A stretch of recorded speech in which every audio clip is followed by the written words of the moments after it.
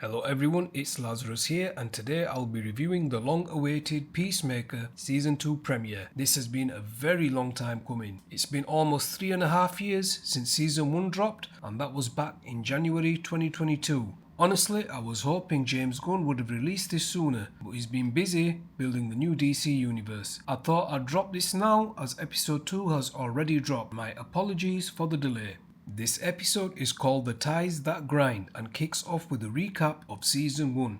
It starts with previously in the DCU, confirming that Season 1 is canon to the new continuity. One of the biggest changes comes straight away with a major retcon. The Justice League cameo from Season 1 is now gone and replaced with the Justice Gang, the new team which was set up in Superman. So no more Jason Momoa's Aquaman or Ezra Miller's Flash.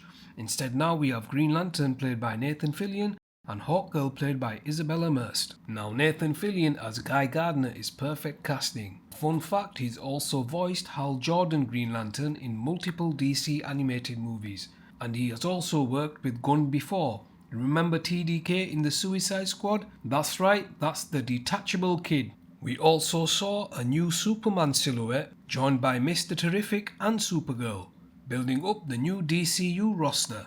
To begin Peacemaker's story, Chris is woken up by Eagly and he soon ends up in the pocket dimension in his father's home.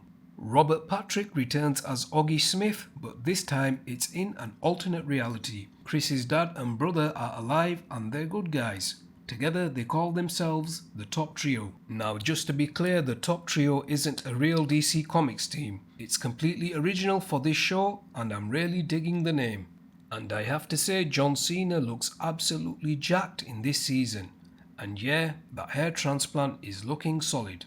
Even though Peacemaker saved the world in Season 1, nobody respects him in Season 2.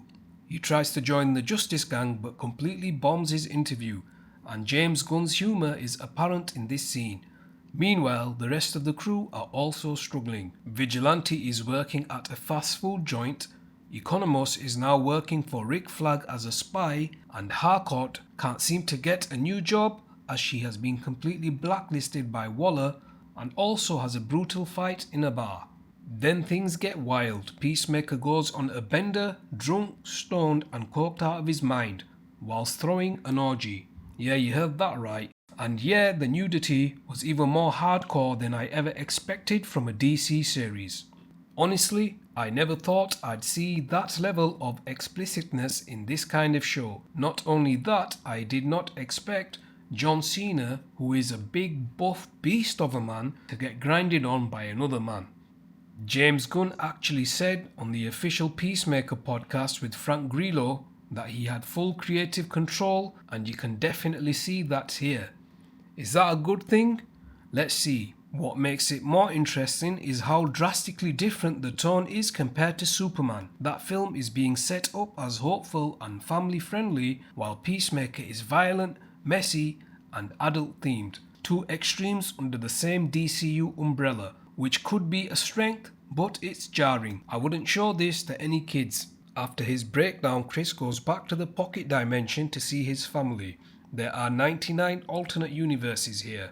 This is the multiverse done in James Gunn's way, and honestly it already feels more interesting than what we got in The Flash. Chris spends some time with the good version of his family. There is also a heartwarming moment where his father touches his ear. It was really emotional and we get to see John Cena's range. Chris eventually runs into a variant of himself and a brutal fight occurs in the pocket dimension. Chris accidentally kills this alternate version, so now he's killed his brother, his father and a version of himself. The episode ends right there. Shocking, funny and setting up big stakes for episode 2. Frank Grillo is back as Rick Flag and I absolutely loved his casting when it was announced. He was great in Creature Commandos 2. If you haven't already watched that, definitely check it out. Now Gunn explained that Grillo's different hair colours were due to overlapping filming schedules. Gunn cleared this up on the Peacemaker podcast. I really admire the transparency he gives fans. Overall, this was a strong premiere, a little too hardcore at times, but Gunn's direction is sharp and the story feels ambitious. He clearly retconned out the old DCEU and is fully steering into his own DCU vision. I'm just happy WBDC have a plan and not just being reactionary to everything. It's already sitting at 99% on Rotten Tomatoes, the highest rating of any DC project so far, even higher than The Dark Knight. The premiere also pulled 22% higher viewership than the season 1 finale, which is massive. Clearly audiences are buying into this new era. Moving on to what I didn't like. I did not like the new opening dance song. It was nowhere near as catchy as season 1's Do You Wanna Taste It? And also the excessive male nudity was just unnecessary. So what did you all think of Peacemaker Season 2 Episode 1? Did you love the chaos or was it too much? Drop your thoughts in the comments. I'd love to hear what you guys think. If you enjoyed this review, don't forget to like, subscribe and click that bell. Thanks for watching and I shall see you all in the next one.